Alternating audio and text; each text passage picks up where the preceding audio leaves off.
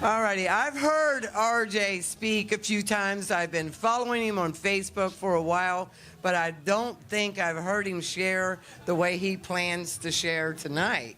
I don't think he needs much of an introduction. A lot of people here know him. So with that, I'm going to let RJ take it over now. How's everybody doing tonight?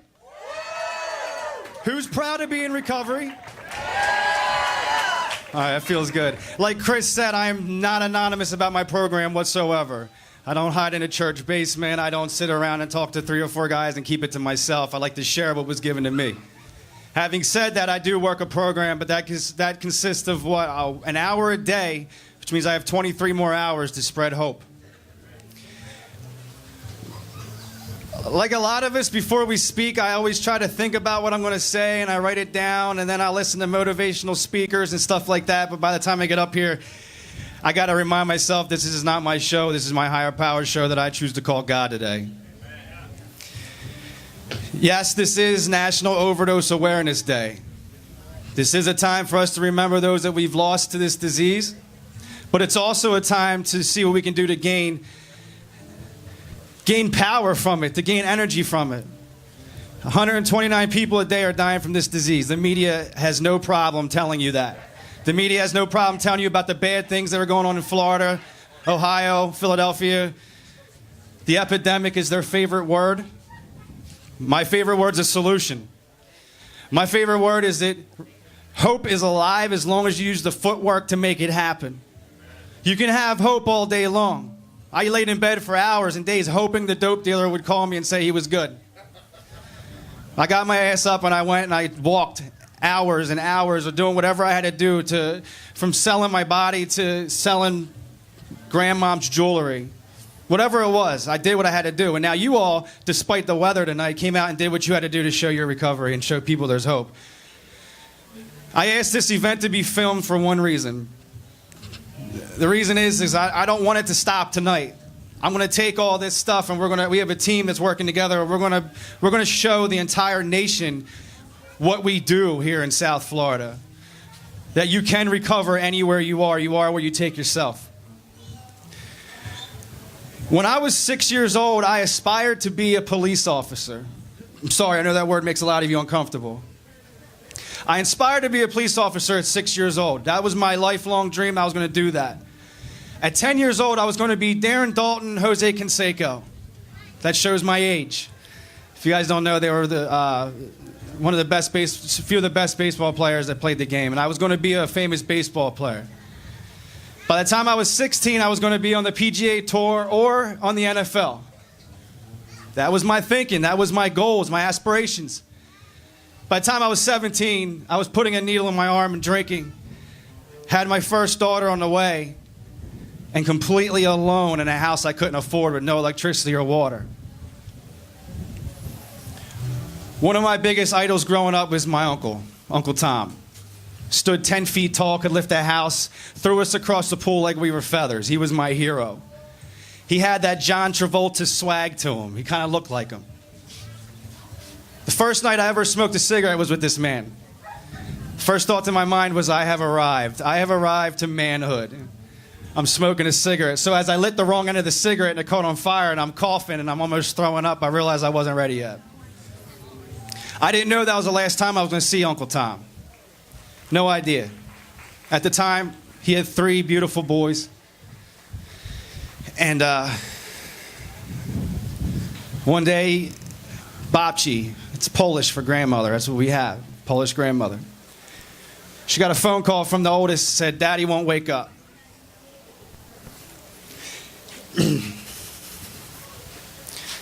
Daddy won't wake up and we're hungry. It's been a few hours, babci, can you come? She didn't know she was walking in on the worst nightmare of her life. See her son on the bed. The sad part is, I didn't know till 10 years later it was because of a drug overdose. It was a secret forever. No one knows. No one knew that he was this hero who could do anything. Died of a disease that we thought was from diabetes. Turns out it was Oxycontin. Thing is, I never changed my perception of Uncle Tom when I found out what he died from. I remembered him for being 10 feet tall. I remembered him for being my hero, the guy who would throw us 20 feet in the air in the pool. Today, I walk with a purpose. They say, trudge the road to happy destiny. If you don't know what trudge means, it means walk with a purpose. So for everyone that we've lost out there, everyone that we feel like they may have passed in vain, it is completely up to us to change that. If you know me, I'm constantly on Facebook. I'm constantly on Instagram. My trudge, my purpose, my passion is to be a good father to my kids, to be a good husband to my beautiful wife, to be a good sponsor, to be a good son, to give my mother the biggest gift that a lot of moms don't get to have anymore is 1, sleep, 2, trust, and most importantly, a phone call saying I'm okay. The one thing that we've stole from our families for years and years and years wasn't the money, it wasn't the jewelry, it was the serenity in their life. The little boy and the little girl that they raised, they're sitting at home and they know their kid is homeless somewhere. They know their kid is somewhere putting a needle in her arm. Meanwhile, they sit back and they watch the news and all they're talking about is death, death, death. Why aren't we talking about how many people recover every day? Like I said, 129 people pass every day. They do not have to die in vain. The over 2,000 that recover every day, it's up to us to be a voice. Whatever pathway to recovery you choose, no matter what it is, whether it's 12-step smart recovery, it doesn't matter what it is.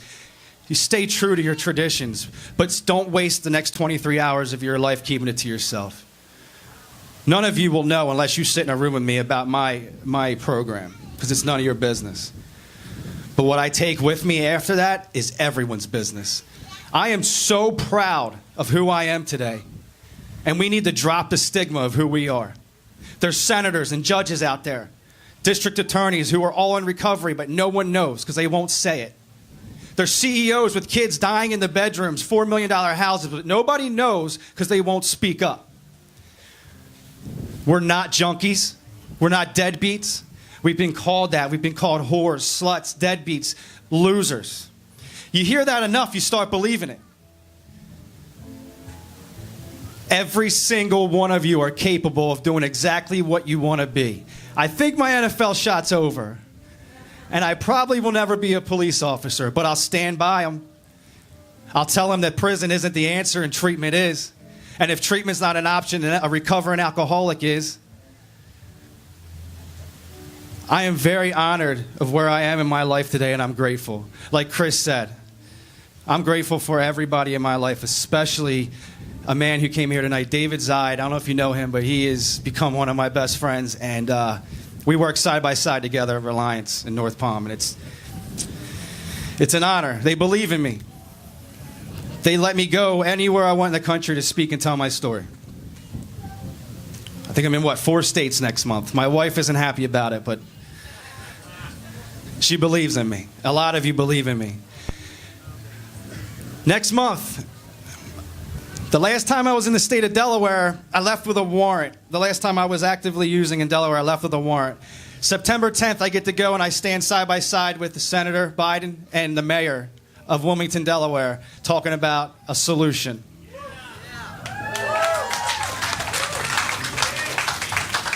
So I want to ask you a question. How many people are open and proud if you had the opportunity to get on camera or get in front of 1,000 people and say, I am in recovery? How many people would do that? Good, because I'm about to blow you all up tonight on social media. Now, I want to thank also the Palm Beach Post for coming out. A woman by the name of Christina, was with me the day that me and a few of my friends went down to Lake Worth and we protested in front of the house that some people were passing away, and we shut down 7 of those houses in one day. She didn't write about how corrupt those houses were. She was writing about how people in recovery were taking back their city, and how people in recovery weren't standing for the BS, that they were standing up for themselves, and they're trying to change the stigma. If you want to talk about the epidemic, watch the news. If you want to talk about a solution, come see me. Come see the hundreds of people here in recovery that believe that this works and are living examples that this works. I don't know what your higher powers are. It's none of my business, but mine's a damn good one. And I wake up every single morning, and the last thing I have to do is wonder who I'm going to rob, lie, steal, or cheat on. It's what shirt to wear because my closet's full when I do laundry. It's what shoes to wear with what suit I'm wearing. Like the last time I wore a suit was either for court or to attend somebody's funeral. My mom was planning my funeral before I decided to give up and buy into this program, into anything, really. All my hope was lost. I completely gave up on myself because everyone else around me, in my eyes, did as well.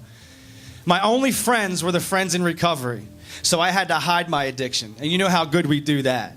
40 pounds underweight, looking in the mirror, swearing we look excellent. Wondering when the next Vogue is going to come and call me for a photo shoot.